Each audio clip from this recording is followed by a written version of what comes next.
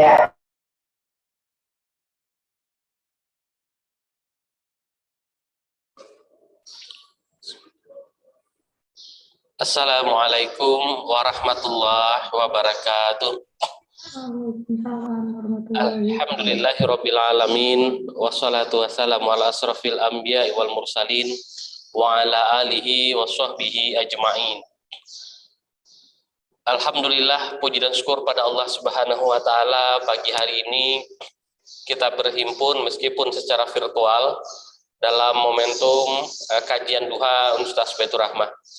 Salawat dan salam untuk Nabi besar Muhammad sallallahu alaihi wasallam. Allahumma shalli ala sayyidina Muhammad wa ala alihi wa man tabi'ahum bi ihsan ila yaumiddin. Yang terhormat Bapak Rektor, Bapak Wakil Rektor, Bapak Ibu Dekan, Bapak Ibu unsur pimpinan, dosen Tendik Universitas Baitur Rahmah, teristimewa adik-adik mahasiswa yang ikut dalam kajian duha pada pagi hari ini. Di beberapa minggu yang lalu kita tidak mengikuti atau melaksanakan kajian duha berkaitan dengan kegiatan yang dilaksanakan di kampus. Pada hari ini di Ramadan pertama kita melaksanakan kajian duha ini, dan insya Allah di minggu depan kita masih melaksanakan kajian duha. Yang akan mengisi kajian duha kita pada pagi hari ini adalah Ustadz Dr. Sofyan Hadi, SAG, MAG, MAhum. Sebelum kita persilakan Ustadz kita menyampaikan kajian di hadapan kita minta terlebih dahulu kepada saudari kita Hartini dari Prodi ARS, akan membacakan ayat suci Al-Quran. Kita akan dengarkan tilawah dari saudari Hartini. Kepada Hartini kita persilakan.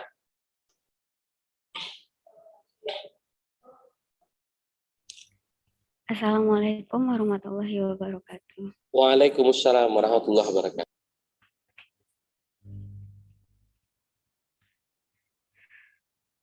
A'udzu billahi minasy syaithanir rajim. Bismillahirrahmanirrahim.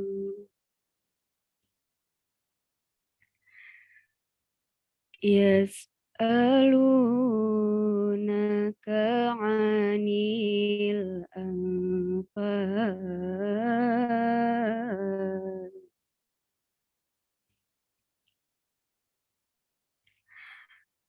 Qulil anfalu lillahi war rasul.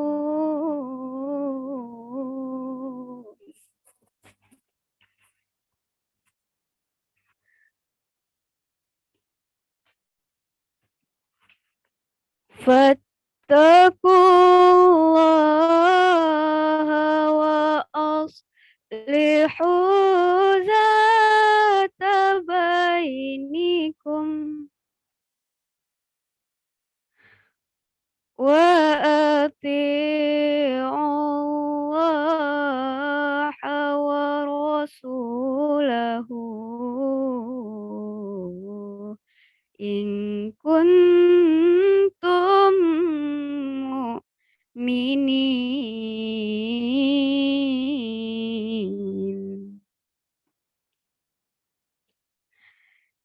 Innamal mu'minuna alladzina idza dzukirallahu wajilat qulubuhum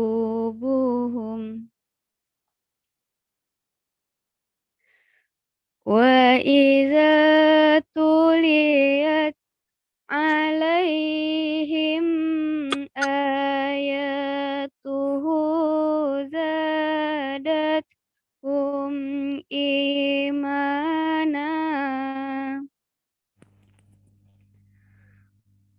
wa ala rabbihim yatawakkalun.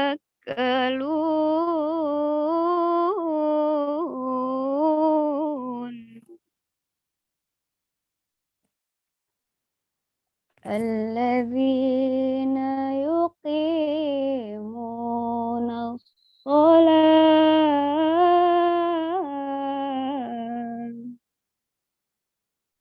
ومما رزقناهم ينفقون ومما رزقناهم ينفقون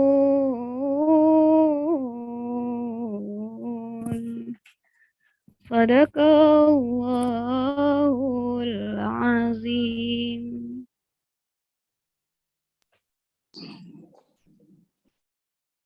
Terima kasih kita ucapkan kepada Saudari Hatini dari Prodi ARS. Semoga dengan tilawah ini menenteramkan hati kita dalam mengikuti kajian yang dilaksanakan Ustaz Baitur Rahmah pada pagi hari ini. Hari ini tema yang akan disampaikan oleh Ustadz kita Dr. Sofyan Hadi adalah syafaat Al-Quran. Kepada Ustadz kita persilakan. Nanti pertanyaan dari saudara silakan ditulis di ruang chat Zoom, nanti akan dikomentari atau ditanggapi oleh Ustadz. Kepada Ustadz kita persilakan.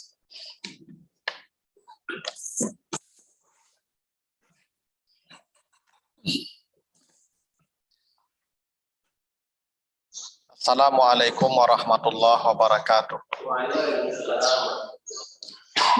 Alhamdulillahi rabbil alamin.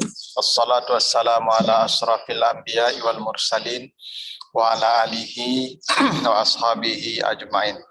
Yang saya hormati Bapak Rektor, Bapak Wakil Rektor, Bapak Ibu Dekan, Bapak Ibu tenaga fungsional dosen dan tenaga kependidikan Universitas Baitur Rahmah, adik-adik mahasiswa hadirin yang dimuliakan Allah. Segala puji bagi Allah atas segala karunia-Nya. Selawat dan salam untuk Nabi kita Muhammad sallallahu alaihi wasallam. Bapak Ibu, para hadirin yang dimuliakan Allah, pagi ini kita akan bahas tema syafaat Al-Qur'an. Kita akan mulai pembahasan kita dari surat Al-A'raf ayat 204. Kita baca ayatnya. Auzubillahi minasyaitonirrajim. Wa iza quri'al Qur'anu fastami'u lahu wa ansitu la'allakum turhamun. Kata Allah, apabila dibacakan orang Al-Qur'an, bukan kamu yang baca. Apabila kamu mendengar orang membaca Al-Qur'an, maka perintah Allah, dengar baik-baik, serius mendengarnya, fastami'u, bukan fasma'u. Ya, jadi mendengar itu bisa perintahnya fasma'u, bisa perintahnya fastami'u. Kalau fasma'u namanya mujarrad, sulasi mujarrad, standar. Ya, dengar sambil lewat itu sudah fasma'u namanya. Tapi kalau fastami'u itu mazid plus, ada 2 huruf tambahannya. Artinya mendengar dengan pendengaran yang serius, yang sungguh-sungguh. Jadi kalau ada orang baca Quran, perintah Allah dengar baik-baik, dengar sungguh-sungguh, lalu diam, jangan ada aktivitas lain. Ya, ketika ada yang baca Quran, dengar baik-baik dan diam. Tidak ada aktivitas lain yang kita kerjakan selain mendengar baik-baik. Kalau itu kamu lakukan, kata Allah, la'allakum turhamun, pasti kamu mendapat rahmat. La'alla itu maknanya pasti, bukan mudah-mudahan, pasti itu. Karena dalam bahasa Arab la'alla itu namanya taraji untuk makna yang dekat. Kalau taraji atau harapan untuk makna yang jauh pakai asa. Jadi kalau asaan yarhamakallah, nah itu jauh rahmat Allah masih itu, ada an. Tapi kalau la'alla itu dekat pasti, makanya puasa pakai la'alla, la'allakum tattaqun. Jadi kalau kamu mendengar orang baca Quran, menyimaknya baik-baik, diam, pasti rahmat Allah datang dalam waktu yang cepat dan segera. Itu janji Allah begitu. Nah, para hadirin, jadi ketika kita mendengar orang baca Quran, kita diam dan menyimak dengan baik, Allah janjikan rahmatnya. Dan rahmat Allah ini sangatlah mahal. Kata Nabi, la ahada yadkhulul jannah bi amalihi tidak ada satu orang pun yang berhak masuk surga dengan amalnya. Jadi tidak ada orang yang bisa masuk surga dengan amalnya, kata Nabi. Kenapa? Karena surga Allah terlalu mahal untuk diganti dengan amal kita yang ringan dan kecil ini. Tidak layak amal kita sebesar apapun yang kita lakukan dari kebaikan yang bisa mengantarkan kita masuk surga. Tidak bisa. Bahkan kata Nabi, saya pun tidak akan masuk surga dengan amal saya.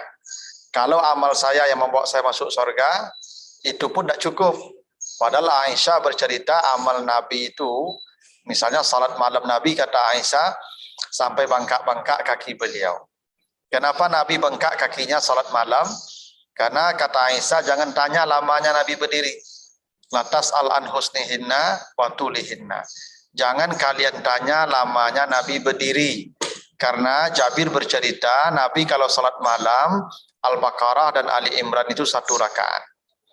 Coba bisa dibayangkan ya, kalau Al-Baqarah dan Ali Imran 1 rakaat, selama apa Nabi berdiri. Nah itu pun tidak cukup ya mengantarkan ke surga. Walaupun sebegitu hebat amal beliau. Apalagi kita yang amalnya sedikit, yang tidak ada bandingnya dengan amal Rasulullah. Lalu apa yang membawa orang masuk surga, kata Nabi? Illa ayatagammadani Allah bi rahmatihi, kecuali rahmat Allah. Jadi rahmat Allah itu mahal. Hanya dengan rahmat kita masuk surga. Dan Allah menjanjikan ternyata rahmat Allah itu pada Al-Quran. Bukan pada mempelajarinya, bukan pada membacanya, bukan pada menghafalnya, hanya pada mendengarnya saja. Lebih hebat lagi kalau kita mau membacanya, apalagi mempelajarinya, apalagi menghafalnya, apalagi mengamalkannya. Mendengarkannya saja sudah cukup ya alasan Allah memberikan rahmatnya kepada kita. Itu kenapa memang Al-Quran kalau nanti ya Bapak Ibu baca surat Yunus ayat 57-58, Allah menyebutkan fungsi Al-Quran itu ada 4. Ya ayuhan nas, qad ja'atkum mau'izatum min rabbikum wa shifaa'un lima fis sudur wa hudan wa rahmatan lil mu'minin. Ada 4 fungsi Al-Quran diturunkan Allah kepada manusia. Ya, fungsi yang paling pokok, yang paling tinggi itu justru pada yang terakhir. Dia menjadi rahmat. Jadi Al-Quran itu kata Allah menjadi rahmat. Itu kenapa di ayat 58-nya Qul bi fadlillah wa bi rahmatihi fa bizalika falyafrahu. Kata Allah, disebabkan rahmat Al-Quran itu maka bergembiralah kamu. Huwa khairum mimma yajma'un.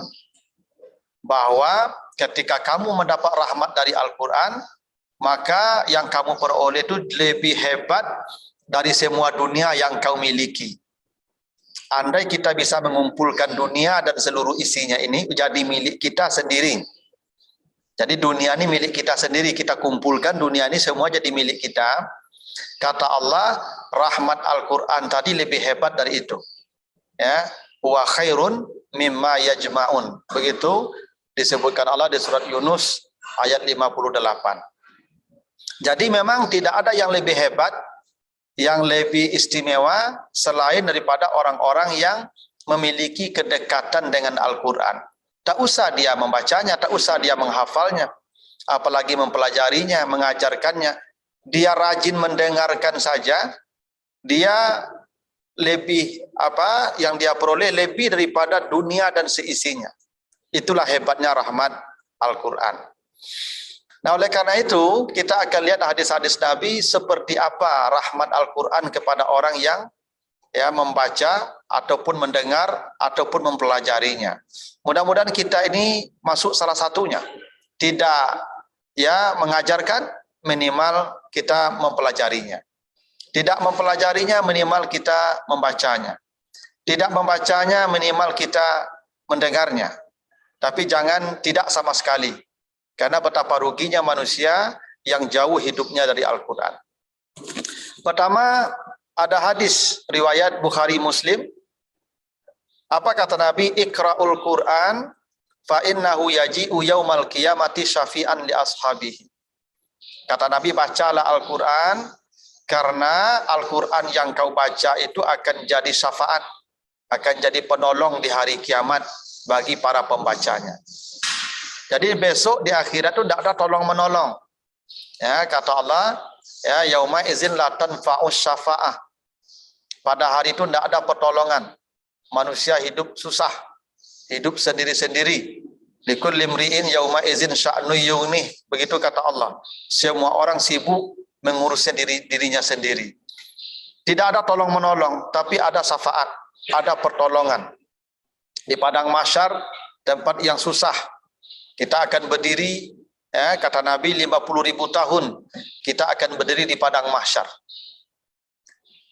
Dalam suasana yang sangat mencekam, yang panasnya tidak bisa dibayangkan, yang kata Nabi, tudna syamsu ilal abdi qadramil, yang matahari didekatkan kepada manusia seukuran tongkat celak mata. Yang ketika itu manusia merasakan haus yang tidak bisa digambarkan. Yang kata Allah di surat Maryam ayat 85-86, wa nasukul mujrimina ila jahannama wirda. Besok di padang mahsyar itu manusia ada yang haus, yang saking hausnya kata Nabi, muqatta'atun al-a'na minal atas, ada yang putus lehernya karena hausnya. Tapi ketika itu, kata Nabi, ada penolong, ada syafaat. Salah satunya adalah orang yang rajin membaca Al-Quran. Makanya ada dalam hadis riwayat Al-Baihaqi disebutkan, salasun fi kasibin min misik. Ada 3 golongan manusia yang diamankan Allah di padang mahsyar kelak. Ketika manusia dalam suasana yang takut, yang kata Allah, yauman abusan kamtarira, wajah manusia pucat pasi, takut, mengerikan. Tapi ada manusia yang ceria, kata Nabi, ditempatkan di tempat yang teduh, ya, penuh aroma wangi kasturi. Tidak ikut berdiri, tidak ikut merasakan panas dan haus. Ada 3 manusia. Ya, yang pertama kata Nabi, rajulun qara'al Qur'an ibtigha'a wajhillah. Orang yang membaca Al-Quran mencari keredaan Allah. Jadi para pembaca Al-Quran itu yang pertama selamat itu. Ketika di padang mahsyar, yang ahlul Quran itu yang pertama selamat. Baru yang kedua, warajulun azana fi masjid wa da'a ilallah. Ya, seorang yang azan di masjid, yang memanggil orang datang beribadah ke rumah Allah. Jadi para muazzin ini orang pertama yang diamankan di padang mahsyar. Jadi adik-adik laki-laki ini mahasiswa nih, carilah masjid, tinggal di masjidnya. Yang tinggal di masjid itu paling pertama aman di padang mahsyar nanti itu. Ya, kalau ada mahasiswa tinggal di masjid, dia paling aman pertama tuh. Saya kalau mahasiswa saya kuliah dengan saya hari pertama tuh saya tanya satu-satu tuh, Anda tinggal di mana? Kalau ada yang menyebut tinggal di masjid, tinggal di musala, saya tanya masjid mana, musala mana. Kalau dia memang tinggal di masjid, saya pastikan dia dapat B tuh. Ya, belum kuliah dia suka kasih B itu. Ya, karena orang kalau tinggal di masjid itu dia paling pertama selamat di padang mahsyar itu. Saya pun belum tentu selamat tuh. Dia udah selamat itu. Tapi tidak saya kasih tahu langsung, ya kamu udah B ya, dia datang dia kuliah. Ya tetap dia kuliah, tapi di catatan saya dia sudah dapat B itu. Saya senang kalau ada mahasiswa itu tinggal di masjid. Karena begitu kata Nabi, wa rajulun azana fi masjidin wa da'a ilallah. Orang yang azan memanggil orang beribadah ke rumah Allah itu, ya orang kedua yang diselamatkan setelah ahlul Quran. Baru yang ketiga, orang kaya, ya warajulun ubtuliya birrizqi wa lam yusghil zalika an amalil akhirah. Orang kaya yang sibuk beribadah. Nah, kalau orang miskin sibuk beribadah ya wajar, memang miskin. Ya doanya banyak, orang miskin itu lama doanya itu, sujudnya panjang tuh kalau orang miskin tuh. Kalau orang kaya kan sibuk dia, tapi kalau ada orang kaya ahli ibadah kata Nabi, oh yang pertama diamankan itu. Jadi coba dalam hadis tadi, dari 3 manusia yang diamankan di padang mahsyar, nomor 1 siapa? Rajulun qara'al Qur'an, orang yang membaca Al-Quran. Itulah syafaat Al-Quran kelak di akhirat. Jadi para pembaca Al-Quran kata Nabi, orang pertama yang mendapat tolong di padang mahsyar.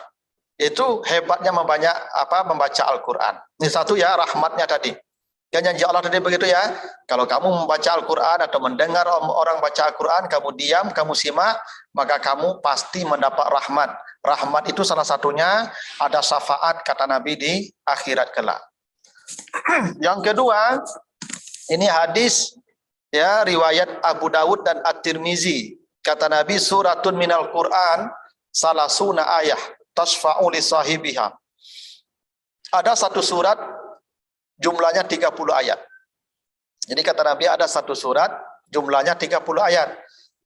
Kalau kamu rutin rajin membaca ini yang 30 ayat, dijaminkan kamu akan mendapat pertolongan dari proses kematianmu sampai nanti ya hisab selesai. Jadi ada orang yang mendapat tolong oleh 30 ayat. Jadi kalau dia mati, matinya ringan. Alam barzahnya terang benderang, cerah. Mahsyar tenang, tidak ada susah. Hisab ringan, mizan dibantu. Ada orang yang dapat pertolongan begitu oleh 30 ayat saja. Sahabat bertanya, apa yang 30 ayat itu ya Rasulullah? Kata Nabi, Tabarakallazi biyadihil muluk. Engkau biasakan membaca surat Al-Muluk. Dah hebat itu. Tidak perlu khatam Quran 30 juz. Tidak perlu menghafal Quran 30 juz. Kata Nabi, 30 ayat. Kalau 30 juz terlalu banyak. Nyata, 30 ayat saja. Maka ini para hadirin, bapak-bapak, ibu-ibu, adik-adik mahasiswa, bila ada waktu luang, sering-seringlah baca surah Al-Muluk. Apalagi sekarang, tidak susah toh. Karena dulu orang kalau baca Quran, bawa Quran kemana-mana kan ribet urusannya tuh. Quran yang besar mau dipikul ke sana. Sekarang ada HP.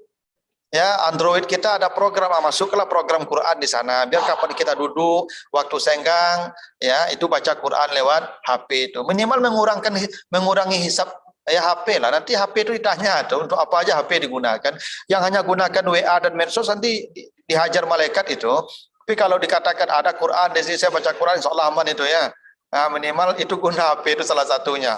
Maka perbanyaklah baca surat ya Al-Muluk, karena itu salah satu ya yang akan membantu manusia ketika dia menghadapi masa-masa sulit sampai hisab nanti selesai.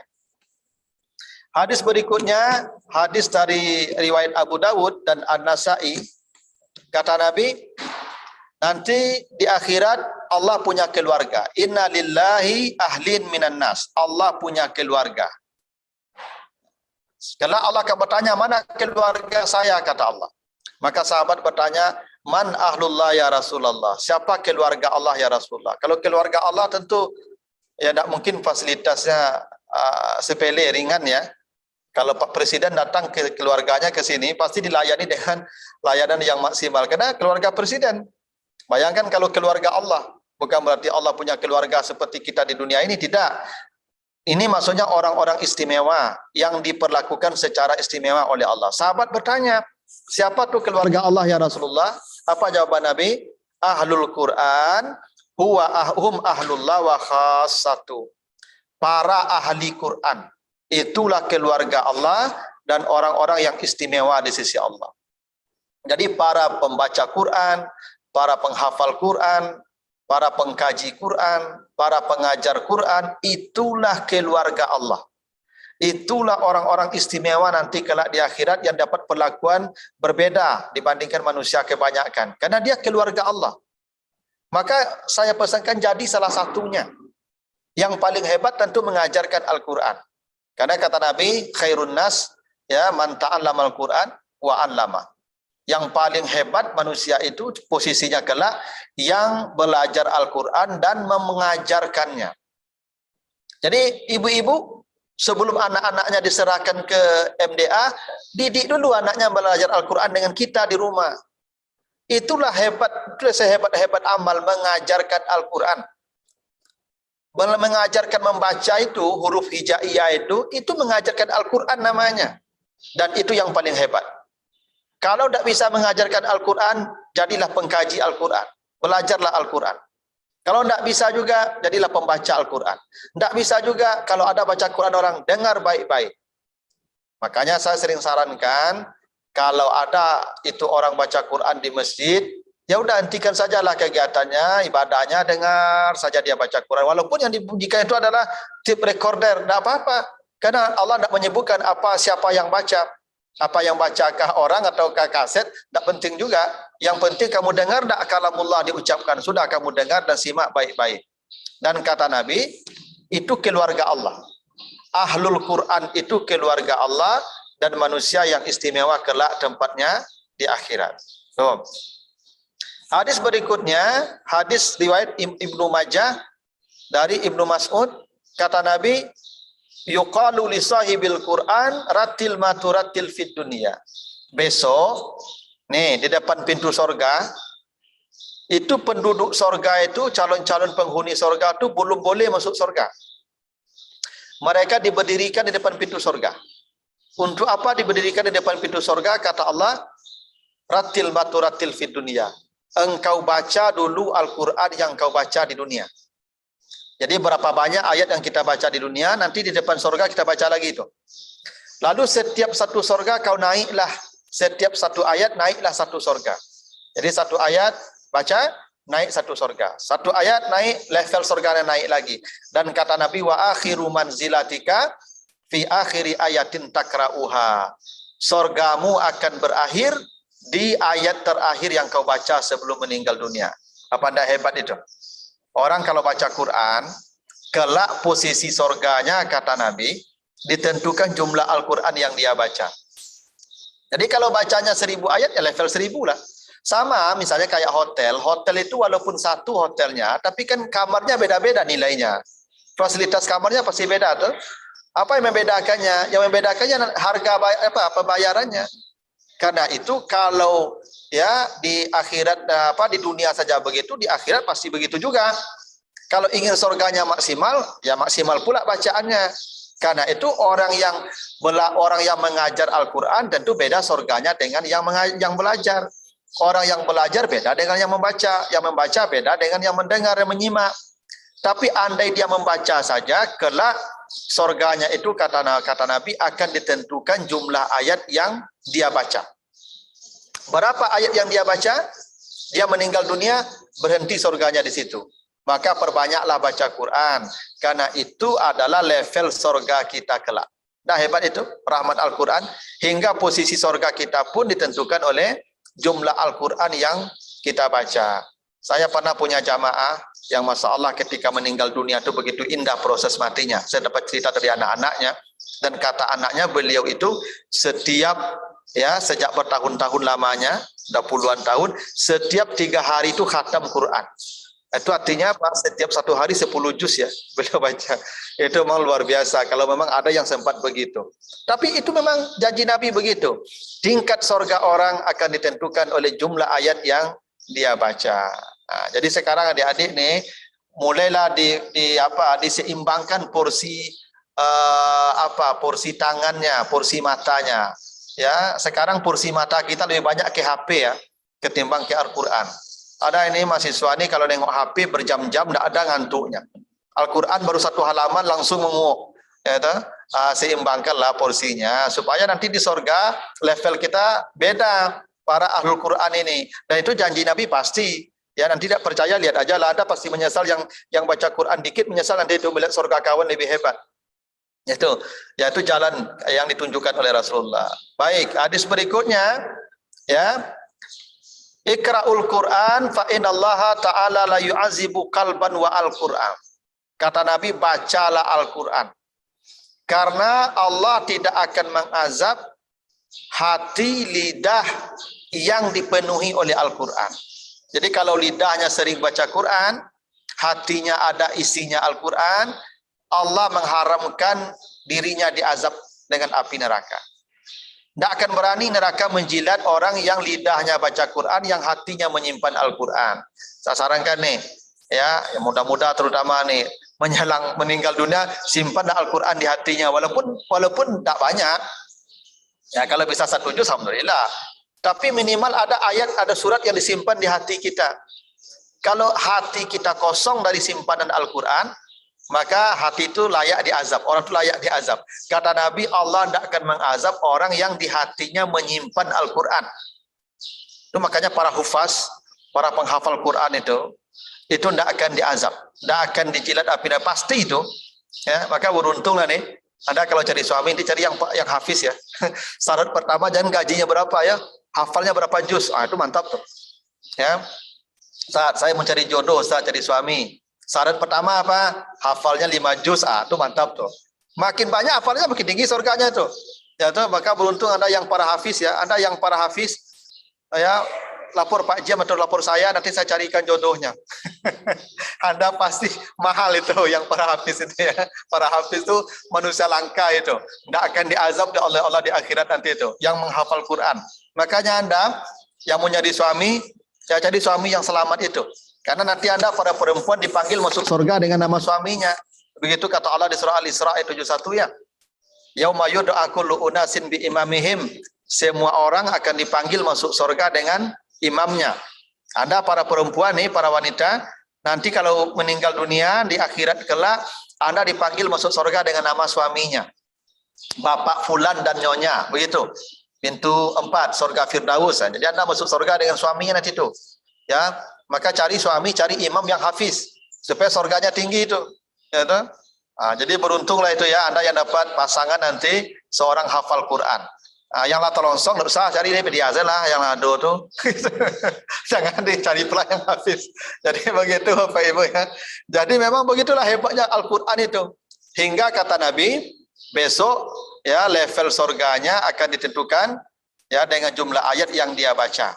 Dan pasti yang ada hatinya menyimpan Quran tidak akan diazab oleh Allah. Ini hadis terakhir saya bacakan. Hadis riwayat Ibnu Majah dan At-Tirmizi. Man ta'allamal Qur'an wastazhara wa hafiza adkhalahu Allahul jannah wa saffa'a asrata min ahli baitihi aujabat lahumun nar. Siapa yang belajar Al-Qur'an, belajar atau ya mendalami isi Al-Qur'an, wastazhara. Jadi ada orang sekedar belajar membaca. Bagus, tapi ada orang belajar isinya, namanya istazhara. Jadi ada dua yang belajar ini, ada ta'allama namanya, belajar membacanya dengan baik, yang disebut ada sampai level tahsin segala macam itu. Ada yang istazhara, belajar isinya. Dua ini, dia pasti masuk surga. Yang belajar tadi pasti masuk surga. Plus, kata Nabi, dia bawa 10 keluarganya yang divonis masuk neraka ke surga bersama dia. Ada yang lebih hebat dari itu? Tidak ada yang lebih hebat dari itu. Ada orang belajar Quran, dianya pasti masuk surga. Ditambah 10 keluarganya yang divonis masuk neraka dia bawa. Jadi tidak ada yang lebih hebat daripada orang yang belajar Al-Quran. Dia bawa 11. Kalau baca Quran, dia sendiri saja masuk surga. Walaupun surganya tinggi ditentukan oleh bacaan ayatnya tadi. Tapi yang belajar, dia tambah lagi 10 keluarganya yang divonis masuk neraka ke surga bersamanya. Maka tidak ada yang lebih hebat daripada mereka yang menekuni Al-Quran. Anda tidak perlu harus masuk jurusan tafsir. Tidak perlu mengambil jurusan ilmu Al-Quran. Anda biarlah yang kedokteran-kedokteran, yang ekonomi-ekonomi, tapi Anda punya waktu, punya kesempatan untuk belajar Al-Quran seperti sekarang ini. Ini kita sekarang sedang belajar Al-Quran. Tadi saya bacakan ayatnya, Al-A'raf 204. Yang saya sampaikan ini penjelasan dari ayat itu. Anda sekarang sedang belajar Quran. Saya sekarang sedang mengajarkan Al-Quran. Kalau kita mati, maka insya Allah, itu janji Nabi begitu. Ya, dia akan masuk surga, plus 10 keluarganya yang divonis masuk neraka. Maka, jadikan sebagian waktu Anda untuk belajar Al-Quran. Karena tidak ada waktu yang paling berharga, kecuali bagi mereka yang menggunakannya untuk mempelajari Al-Quran. Itulah yang disebut dengan fastami'u wa ansitu la'allakum turhamun di surat Al-A'raf ayat 204 tadi. Saya kira begitu, karena mungkin ada banyak pertanyaan, saya persilakan dan saya kembalikan kepada moderator.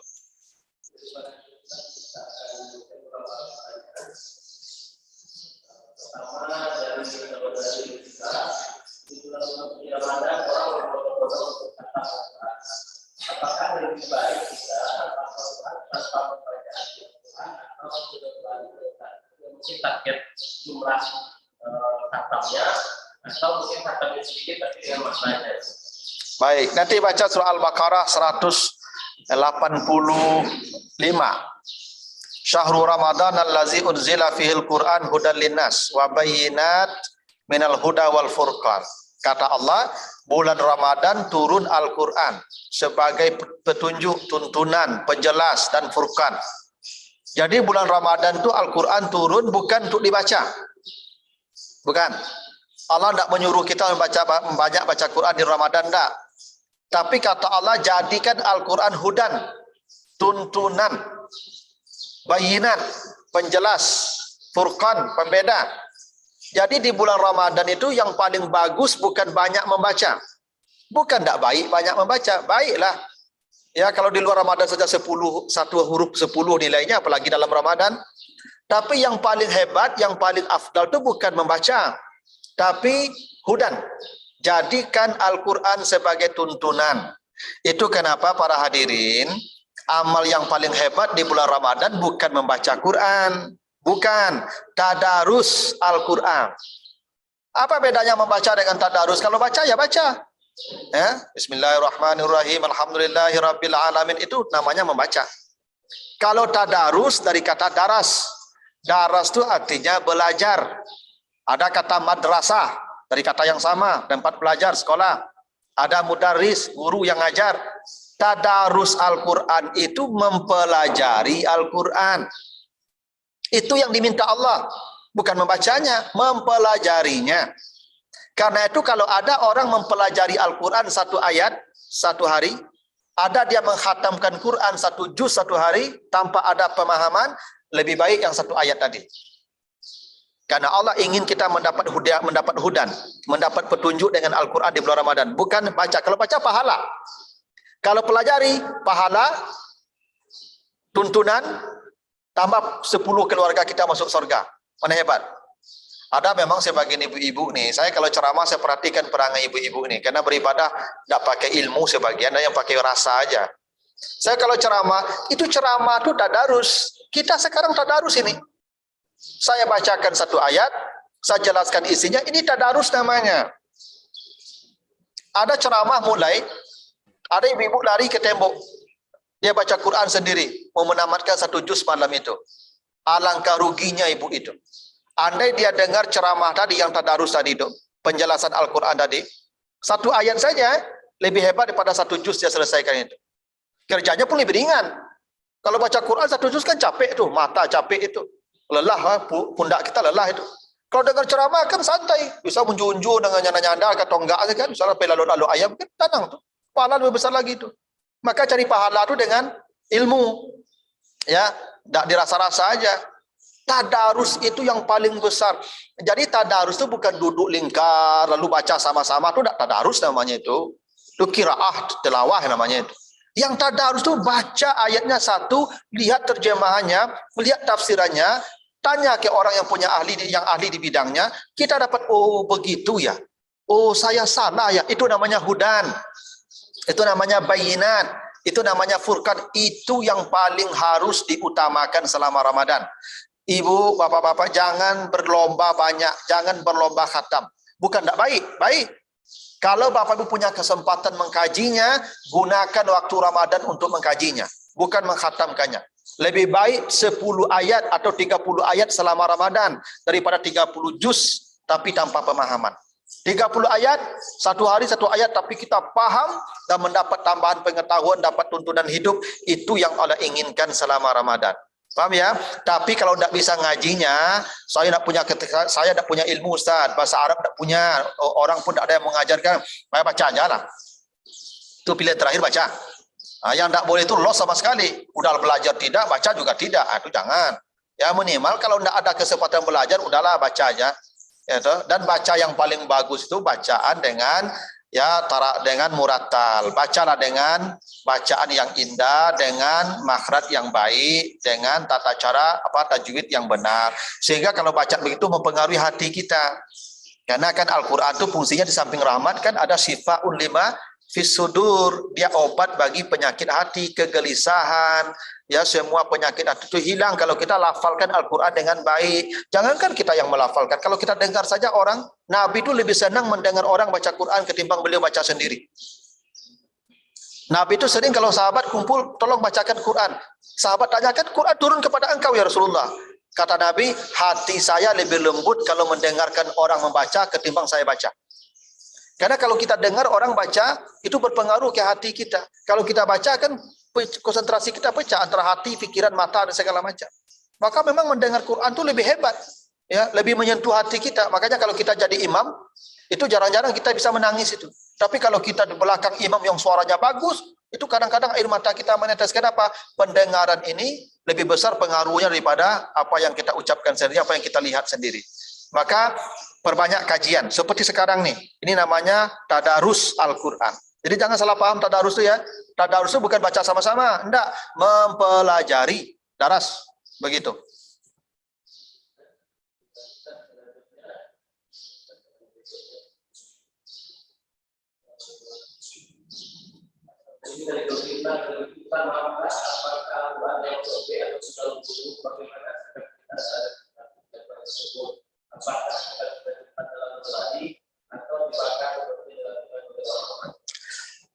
Al-Quran kalau sudah sobek, tidak bisa lagi dibaca, tidak boleh itu dibakar, apalagi dimasuk tong sampah. Tidak boleh apalagi ya dimasukkan ke lubang, jangan. Bagaimana caranya? Kalau memang Al-Quran itu tidak bisa lagi dibaca, mungkin sudah dimakan rayap sebagian, atau mungkin sudah sobek-sobek, rendam dulu dengan air.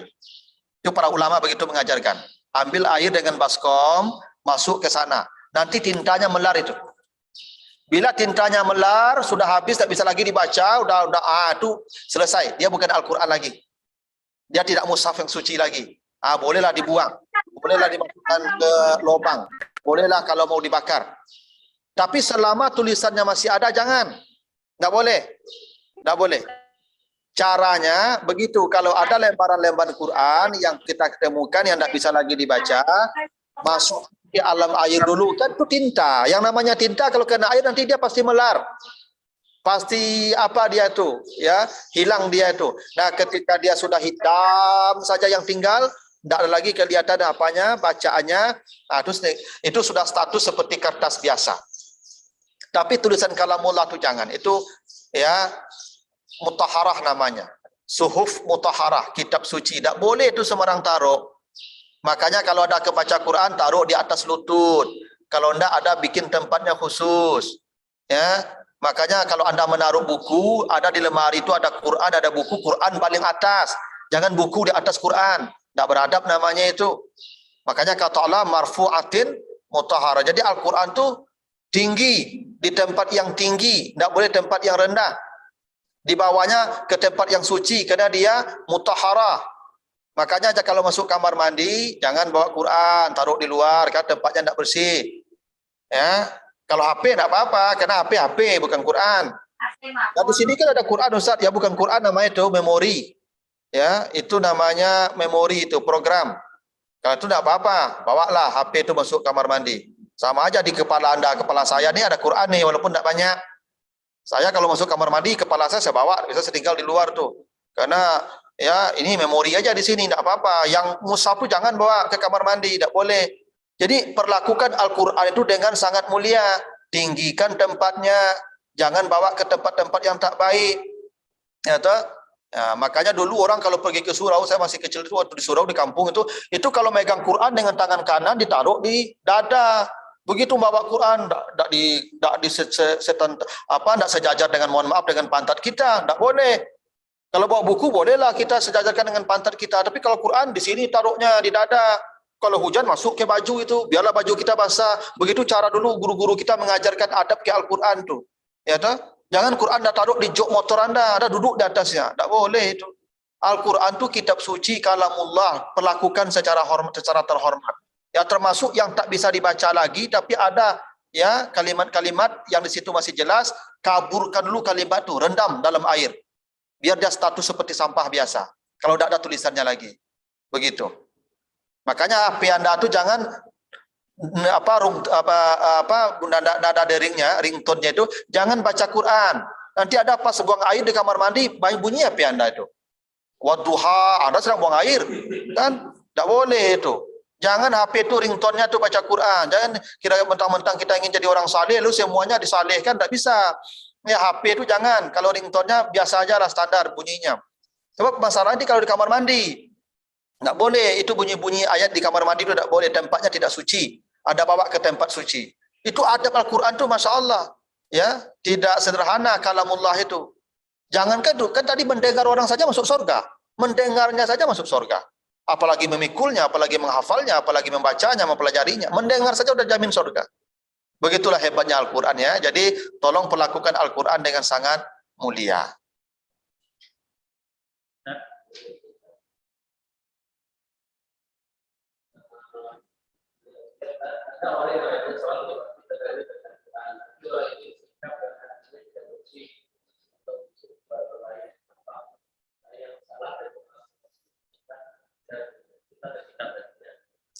Kan kata Allah tadi di surat Yunus ayat 57 tadi, apa fungsi Al-Quran kata Allah?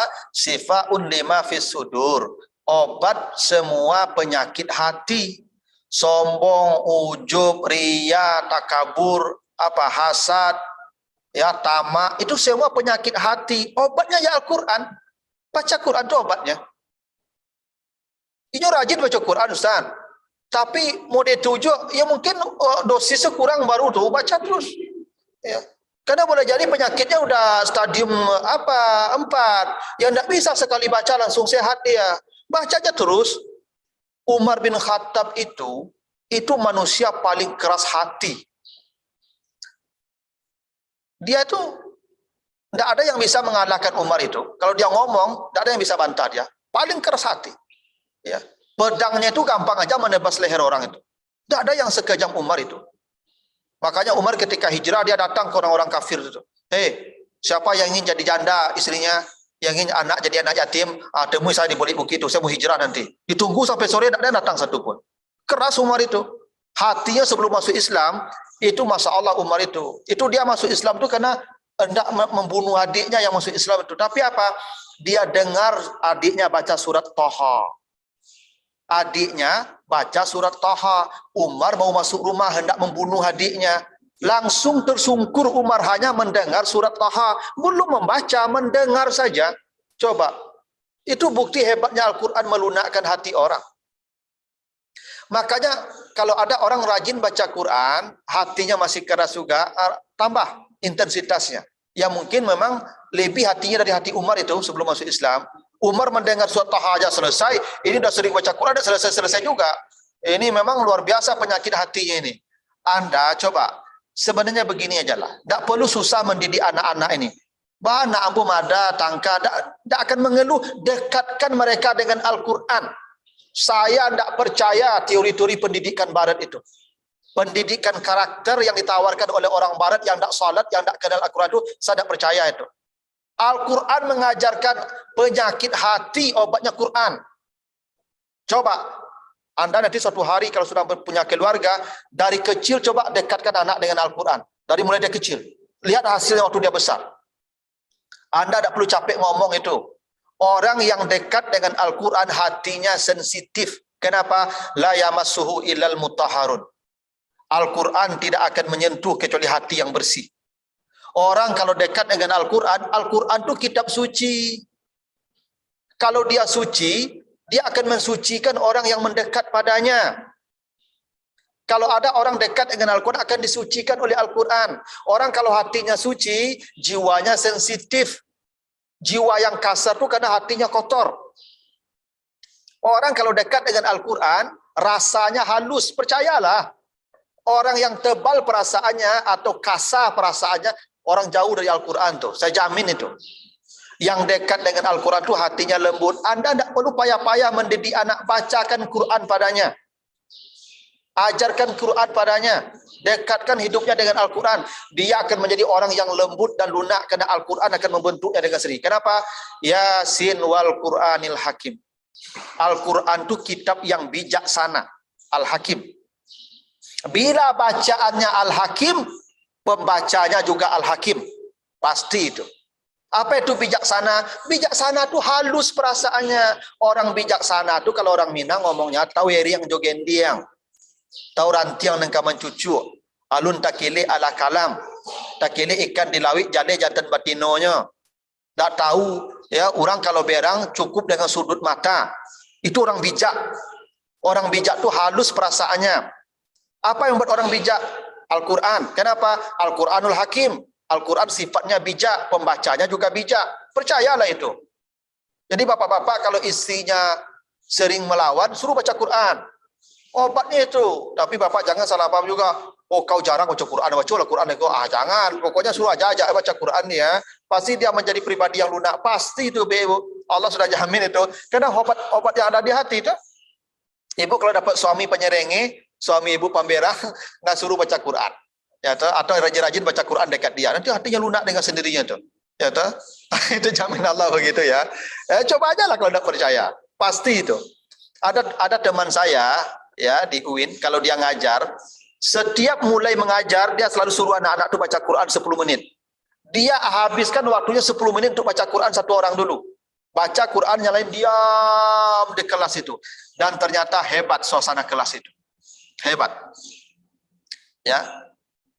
Setiap mulai pembelajaran, dia suruh satu baca Quran, yang lain diam. Dan memang luar biasa pengaruhnya. Luar biasa, kan begini kan, kalau kita mau belajar kan kita minta, Rabbis shrahli sadri. Ya Allah, lapangkan dada saya. Bagaimana dada kita bisa lapang? Ala bizikrillahi tatmainnul qulub. Hanya dengan berzikir hatimu jadi lapang. Zikir apa? Quran. Nanti baca surat Al-Anbiya 50. Haza zikrun mubarak. Al-Quran ini zikir. Dengan zikir, hati lapang. Untuk belajar, perlu hati yang lapang. Maka untuk bisa hati lapang, baca Quran. Supaya ilmunya gampang masuk. Kalau hatinya sempit, dikit ilmu bisa masuk. Tidak hebat tuh. Hebat teori Al-Quran ini Bapak Ibu. Ya, Anda kalau mau belajar dulu cobalah. Baca Quran dulu agak satu ayat, baru belajar. Gampang tuh, maka dulu guru saya ngajarkan, Anda kalau mau belajar di malam hari, salat malam dulu, 2 rakaat, baca ayat, agak 1-2 ayat, baru buka pelajaranmu. Dapat. Cobalah. Begitu.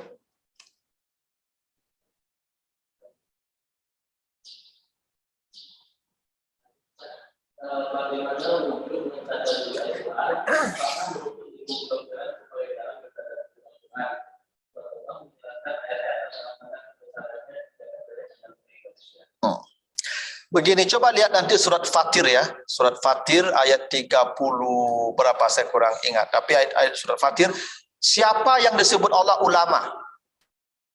Ulama itu bukan yang hafal Quran. Bukan yang hafal hadis. Innama yakhshallah min ibadihi al-ulama. Yang disebut ulama itu dia punya rasa takut kepada Allah. Itu yang ulama. Karena itu surat Fatir itu ceritanya tentang ilmu pengetahuan. Tidakkah kau perhatikan hujan turun? Bagaimana hujan turun, proses turun sampai ke bumi, tersimpan di lembah-lembah, naik lagi ke atas. Orang yang meneliti air, yang ahli hidrologi itu ulama. Kalau dia dengan air itu menemukan Allah. Bukankah ada penelitian di Jepang yang mengatakan bahwa air kalau dibacakan kalimat-kalimat yang baik, molekul-molekulnya akan teratur. Kalau dibacakan kalimat-kalimat buruk, dia akan kacau balau. Apa arti itu? Manusia bila berzikir hatinya tenang karena manusia dari air. Itu tadabbur namanya. Dan itu kalau dia bawa dengan itu dia takut pada Tuhannya, dialah ulama. Ahli air itu yang ulama. Tidakkah kau perhatikan gunung-gunung yang warna-warni? Siapa itu? Ahli bumi. Dia perhatikan kerak bumi, dia teliti sampai dia menemukan kebesaran Allah. Bagaimana lapis-lapis bumi, ulama namanya itu. Tidakkah kau lihat bagaimana buah-buahan itu yang beragam warnanya, beragam rasanya, tumbuh di tempat yang sama. Siapa itu? Ahli botani, ahli tanaman. Yang ahli tanaman takut pada Allah, itulah ulama namanya. Jadi ulama itu jangan dipahami orang yang pakai peci, pakai sorban, hafal Quran itu zikir, buat tasbih. Tidak. Ulama itu semua orang yang ahli ilmu, yang dengan ilmunya dia merasa takut pada Allahnya. Dokter yang ahli saraf, dia mengerti bagaimana rumitnya saraf manusia. Bagaimana kabel-kabel terhubung dengan sangat teliti. Dia takut, dia tahu, ya Allah, Engkau maha besar, ya Allah. Ma khalaqta hadza batila. Itulah ulama. Ahli jantung, bagaimana cara jantung memompa darah, mengopernya ke seluruh, mengolah darah lagi. Takut dia pada Allah dengan kebesaran dengan kebesaran Allah pada jantung itu. Ulama itu. Jadi adik-adik, jangan melihat itu ulama itu orang-orang yang hafal Quran. Adik-adik yang dokter nanti suatu hari yang meneliti tentang tubuh manusia, dengan itu rasa takut kepada Allah muncul, temu kebesaran Allah, adalah ulama yang sesungguhnya. Karena ulama bukan pada tampilan, tapi ulama pada rasa takut yang ada di hatinya dengan ilmu yang dia miliki. Itu yang tadabbur namanya. Dan kalau semua orang jadi ustaz, nanti kalau sakit saya kamu baik. Itu kalau ustaz ngobatin rohani aja, yang fisiknya kalau nanti sakit misalnya kan, siapa yang sakit tuh, yang obat tuh, yang jantung sakit siapa? Itu Anda yang bertanggung jawab. Karena Anda dititipkan Allah ilmu untuk itu. Semua kita masuk surga dengan pintu yang beragam. Saya masuk surga lewat pintu Quran. Anda masuk surga lewat pintu kedokteran. Anda masuk surga lewat pintu. Makanya Nabi Yakub ketika menyuruh anaknya datang ke Mesir, apa kata Nabi Yakub? La tadkhulu min babin wahid. Jangan kau masuk dari satu pintu. Jangan masuk dari satu pintu, tapi masuklah min abwab mutafariqah. Jangan masuk dari banyak pintu. Umat Islam ini besar, jangan jadi ustadz semua, jangan jadi penghafal Quran semua. Ada yang jadi dokter, ada yang jadi ahli kimia, ada yang jadi ahli tanaman. Semuanya berjuang untuk membesarkan agama Allah. Begitu, semuanya ketemu di surga nanti itu. Surganya sama itu. Yang penghafal Quran dengan dokter yang sama-sama takut dengan Allah, surganya setara nanti itu. Percayalah. Ya, tak? Nah, cuman jalan kita beda-beda. Jangan paksa orang masuk di surga yang sama pintunya. Makanya pintu surga itu banyak, 8. Semua ngumpul yang sama nanti itu. Itu ya, asalkan niat Anda karena Allah.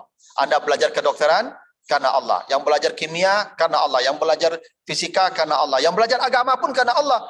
Ada orang belajar Quran tapi bukan karena Allah. Tidak jadi juga. Ya, niatnya supaya dikenal orang, supaya dihormati orang, supaya dapat hadiah ini dan itu. Enggak juga. Kan niat yang menentukan nilainya. Begitu. Jadi Anda tidak usah berkecil hati. Yang di kedokteran, lanjutkan. Yang ekonomi, lanjutkan. Nilai kita sama. Selama niatnya karena Allah, berjuang untuk membela agama Allah, dan ada rasa takut kepada Allah dengan ilmu yang kita punya. Sekira begitu. Mudah-mudahan ada manfaatnya. Pas jam 9 ya. Mohon maaf kalau ada yang kurang berkenan. Assalamualaikum warahmatullahi wabarakatuh.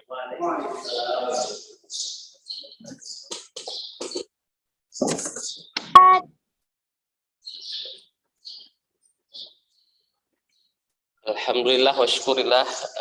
Pada pagi hari ini luar biasa isi kajian yang disampaikan oleh Ustadz kita berkenaan dengan syafa'at Al-Quran.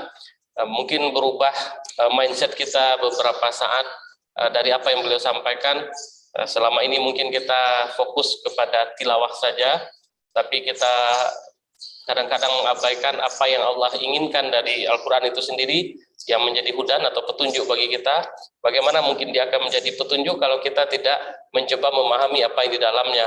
Maka sesuai dengan keilmuan yang kita geluti, saudara yang mengikuti pendidikan di Ustadz Baitur Rahmah dengan bidang ilmunya, niatkanlah karena Allah Subhanahu wa Ta'ala, dan lihatlah apa yang disampaikan itu dari sudut pandang agama sebagai pembuktian apa yang Allah hamparkan di permukaan bumi melalui ayat-ayatnya. Dan kita yang hadir semoga mendapatkan syafaat baik secara virtual maupun secara luring langsung di dalam majelis ilmu ini. Kepada adik-adik, jangan lupa kewajiban saudara semua untuk membuat resume sebagai tugas. Insya Allah di minggu depan kita akan masih melanjutkan kajian duha sebelum kita libur menjelang Hari Raya Idul Fitri. Kami ingatkan nanti tugasnya jangan lupa juga dikirim, kemudian absensinya juga diisi. Demikianlah kita tutup pertemuan ini dengan kafaratul majlis. Subhanakallahumma bihamdika asyhadu an la ilaha illa anta astaghfiruka wa atubu ilaika. Assalamualaikum warahmatullahi wabarakatuh.